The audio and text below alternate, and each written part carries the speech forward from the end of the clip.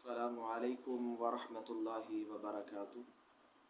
الحمدللہ رب العالمین والصلاة والسلام علی سید الانبیاء والمرسلین۔ نہایت ہی قابل احترام سامعین اور ناظرین، آج میں آپ کے سامنے ایک بہت بڑا عظیم وظیفہ آپ کی خدمت میں پیش کرنا چاہتا ہوں۔ سچی بات یہ ہے کہ میری سوچ یہ ہے اور میری نیت یہ ہے کہ آپ تمام بھائیوں تک وہ خالص باتیں جو اللہ کے نبی سے ثابت ہیں اور جن کے اوپر اہل بیت اطہار نے عمل کیا ہے، کیونکہ یہ وہ عظیم لوگ ہیں جو اللہ تعالیٰ کے پیارے اور محبوب ہیں، ان کے وظائف میں آپ کے سامنے رکھوں تاکہ اس دور کے جو فتنے ہیں، اس دور کی بہت زیادہ الجھنیں ہیں کہ لوگ انسانوں کو اللہ سے دور کر رہے ہیں۔ آج میں آپ کی خدمت میں ایک ایسا وظیفہ لے کر آیا ہوں جو بہت ہی اہمیت کا حامل ہے۔ سب سے پہلے اس کا حوالہ سن لیجئے۔ مسند احمد کے اندر 1879 اور اسی طرح 1865 اور صحیح البخاری کے اندر 3113 یعنی 3113 نمبر کے اوپر صحیح البخاری کے اندر حدیث موجود ہے۔ اس کے اندر یہ وظیفہ ہے۔ ان احادیث کا متن میں آپ کے سامنے رکھتا ہوں، یعنی متن کا ترجمہ آپ کے سامنے رکھتا ہوں۔ ان احادیث کی تفصیل کے اندر یہ بات آتی ہے کہ سیدہ فاطمہ الزہرا سلام اللہ علیہا گھر کا سارا کام کاج خود کرتی، اور مسند احمد کی حدیث کا جو میں نے آپ کے سامنے حوالہ دیا ہے، اس سے یہ بات بالکل واضح ہوتی ہے کہ جناب سیدنا علی مرتضیٰ رضی اللہ تعالیٰ عنہ کی پیاری بیوی سیدہ فاطمہ الزہرا سلام اللہ علیہا گھر کے اندر چکی جو ہے وہ خود پیستی ہے، چکی چلا چلا کے اسی طرح گھر کے دیگر کام خود کرتی ہیں، اور چکی چلانے کی وجہ سے ان کے ہاتھوں کے اوپر چھالے پڑ گئے تھے۔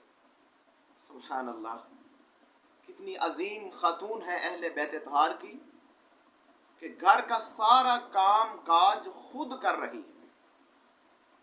تو جب ہاتھوں کے اوپر یہ کیفیت بنی، درد محسوس کی، پین محسوس کی، تو سیدہ فاطمہ الزہرا سلام اللہ علیہا جناب محمد الرسول اللہ صلی اللہ علیہ وآلہ وسلم کے گھر تشریف لے کے جاتی ہیں، لیکن وہاں پر سیدہ فاطمہ الزہرا کی اپنے بابا سے ملاقات نہیں ہوتی۔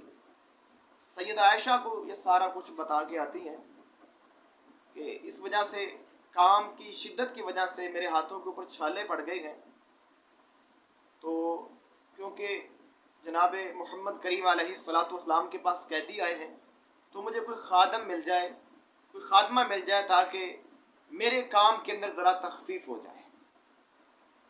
تو سیدہ فاطمہ یہ ساری باتیں بتا کے سیدہ عائشہ رضی اللہ تعالی عنہا کو واپس آ جاتی ہیں۔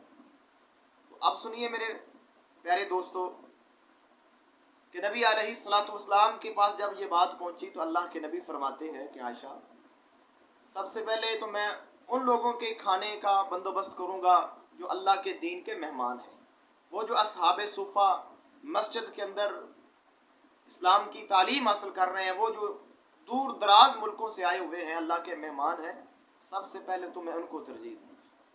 تو پیارے بھائیوں، یہاں سے اہل بیت اطہار کی سیرت واضح ہوئی کہ اپنی ذات کو ترجیح نہیں دی انہوں نے اللہ کے دین کے جو سپاہی ہیں، اللہ کے جو مہمان ہیں، اصحاب صفہ ہیں، سب سے پہلے زیادہ ان کو ترجیح دی ہے۔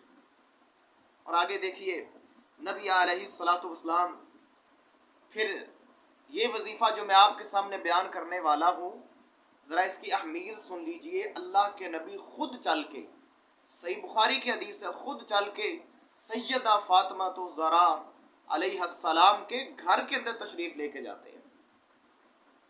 یعنی یہ اتنا اہم وظیفہ ہے کہ بتلانے والے امام کائنات حبیب کبریا جناب محمد الرسول اللہ صلی اللہ علیہ وسلم ہیں، اور جس کو بتلایا جا رہا ہے وہ خاتون جنت، جنت کی شہزادی سیدہ فاطمہ الزہرا رضی اللہ تعالی عنہا.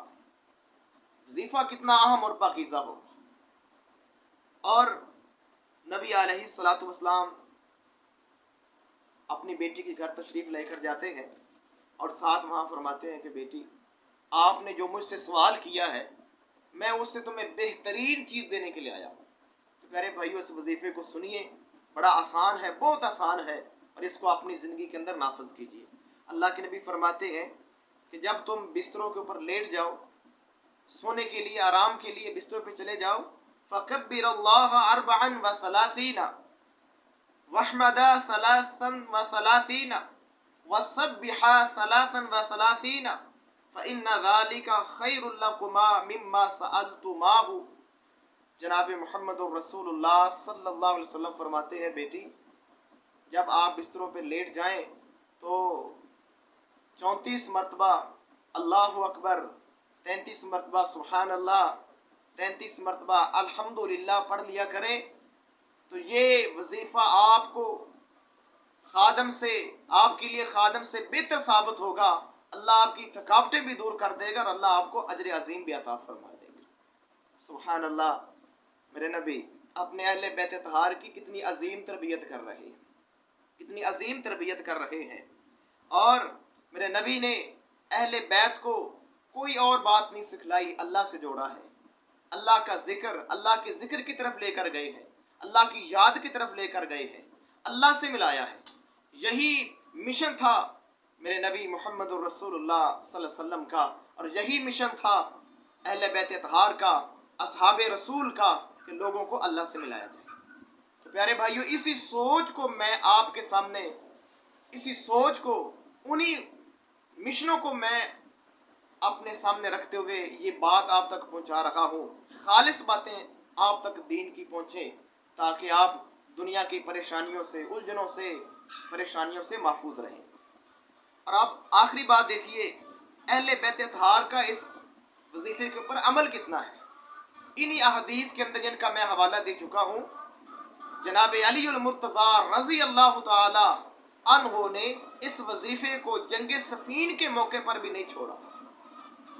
حالانکہ جنگ کے وقت کتنی پریشانی ہوتی ہے، کس قدر مصروفیت اور کس قدر دل کے اندر الجھن ہوتی ہے، بوجھ ہوتا ہے، لیکن جناب علی المرتضیٰ رضی اللہ تعالی عنہ نے اس وظیفے کو اس وقت بھی نہیں چھوڑا، اس وقت بھی عمل کر کے دکھایا ہے.